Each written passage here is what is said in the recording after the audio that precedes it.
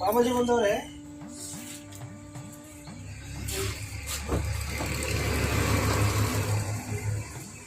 ಬಾಬಾಜಿಗೆ ಬಾಬಾಜಿಗೆ ಬಾಬಾಜಿಗೆ ಬರ್ತಿದ್ದಲ್ಲ ಮಗು ಮಳೆ ಬೇರೆ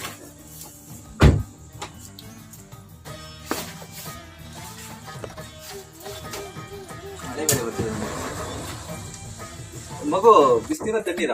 ಬಿಸಿನೀರು ಸ್ವಾಮೀಜಿ. ಮಳೆ ಅಂದ್ರೆ ಮಳೆ, ಈ ಚಳಿಲಿ ತಣ್ಣೀರಲ್ಲಿ ಬಿಸಿನೀರು ಸ್ವಾಮೀಜಿ.